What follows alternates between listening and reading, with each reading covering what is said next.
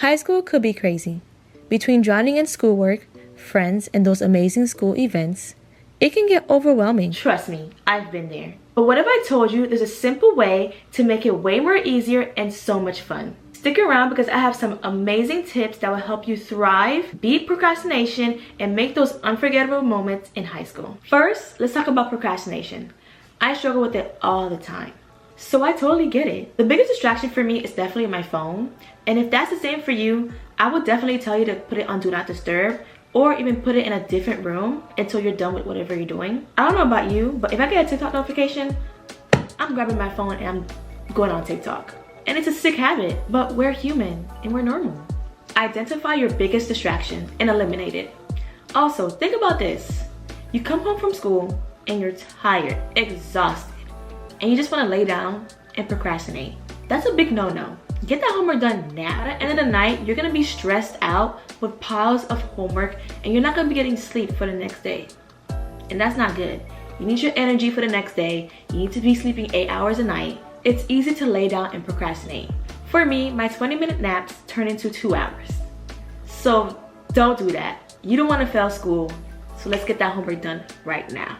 Next, enjoy your high school events. High school is only 4 years. When you think about life, 4 years is not that long.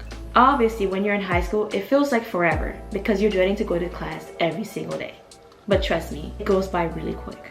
Make sure you go to all the events. Football, basketball, homecoming, prom, spirit week, all the fun activities. Don't take them for granted. Trust me, I did. Psst. I never went to homecoming throughout my 3 years of high school. When you're older, you don't want to regret not participating or even doing those events. So put yourself out there. Have some fun. You're never going to get those years back. Be a part of those things. 4 years of high school, that's all you got. And about making friends. My biggest tip in high school is to join clubs, sports, organization. When you join something, you meet a ton of new people and people who have the same interests as you. For an example, in high school, I did cheer, flag football, I'm about to say basketball, girl, and dance. I met so many new people and I made some of my closest friends through those activities. So put yourself out there and be open to trying new things and meet new people. Another tip is becoming friends with the people in your classroom. You're going to see them every single day throughout the whole school year. So you might as well get to know them and become friends. To clarify, I mean like your seat partners, whoever is sitting around you. Not only are you sparking a new friendship, but you're gonna make high school more enjoyable for you. Plus, if you're absent, you can definitely just hit them up and be like, hey, what did I miss? And they'll definitely catch you up. Meeting new people equals building a friendship. Unfortunately, I've experienced toxic friendships throughout my high school and adult life. Yeah, adult life. It's something everyone goes through. Here are some signs of a toxic friendship. If they have a more negative impact than a positive impact, talk badly about you, or even fake around people that they talk badly about. Even if they talk badly in general, you don't want to be around that person. They're negative. Hang out with you only to benefit them, or even make you feel bad about your own self. A good friendship is supposed to be loving, supportive, and kind. Be friends who lift you up and not bring you down, and have the best interests at heart. That's a good friend. If you're unsure if your friend is toxic, analyze how they make you feel about yourself when you hang out with them. If you feel sad or depressed after hanging out with them, it might be time for you to cut them off. Don't be rude about it after you cut them off. Remember, hating someone takes more energy than loving them. Who got time for that? Who got time to be wasting energy on somebody that's very irrelevant? Communicate with them. If they do not change, then that is a sign for you to cut them off. Okay, Bookie? I know it's gonna be hard, but trust me, it's gonna help you mentally in the future. Ending friendship and moving on can be really hard. Trust me, I've been there. But it's part of life, which I had to realize.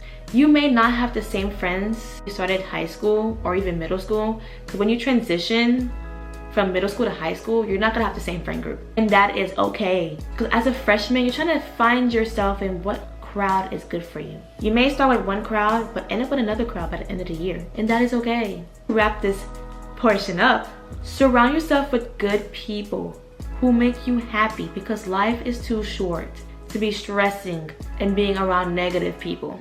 How to achieve success in organizing. My biggest tip here is to have a planner or use the website Notion. Me personally, I do a to-do list every single day. This helps prevent my brain from being overwhelmed with things I eventually forget. So me writing it down and seeing it on a piece of paper helps me remember it instead of forgetting all the information that I want to do. I can easily plan my day and making sure everything gets done just by having a to-do list. It's also super satisfying that I get to check off everything on my to-do list for that day and seeing how much I've accomplished by making sure I get things done and not being lazy. Because in high school, it gets really busy.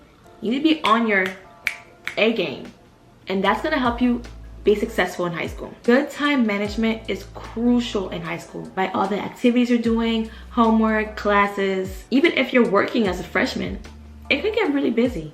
So having a to-do list will help you stay organized and be on your game. Speaking of success, how to be successful in class. Pick classes that challenge you, but also manageable. Tough classes are amazing. School can get really stressful. Pick classes you know that you can handle alongside everything that you're going through, everything that's happening in your life. You don't want to end up stressed out, sleep deprived, and crying every single day. Tough classes are amazing and they look good on your transcript if you ace them. But if you know that you cannot handle those classes, find a different class that you know you can handle and ace it. Trust me. Freshman year counts. Freshman year counts. But I had people who are in the same grade as me taking freshman classes because they are goofing around throughout their freshman year. You don't want to be in a class full of freshmen as a senior. Me personally, I was basically a junior in senior classes because I graduated early, but having to see people who were seniors struggling to catch up on their ish because they were playing around in freshman year, it's sad. And you don't want to be that person. So don't be that person. Finally, building healthy study habits. Building a healthy study habit that sets you for success is key. You need to find what works best for you because everybody learns differently. Me personally, I learn visually, so I have to be like in your face to understand what I'm doing. When it comes to healthy study habits, that's also learning how to take better notes. Good notes are lifesavers because you can always refer back to it before you're taking your tests, when you're studying, when you're doing homework. Always take good notes. Good notes equals success in class. If you have any questions, you can always jot it down and ask your teacher the next day because you took good notes. When it comes to studying, I recommend both doing it by yourself and with a group of people. It's all about being aware of the habits and knowing what best works for you.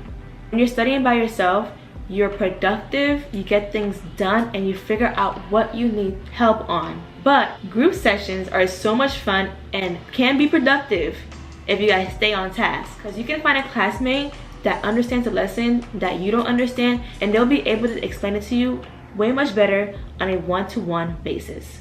And vice versa. You guys can learn from each other.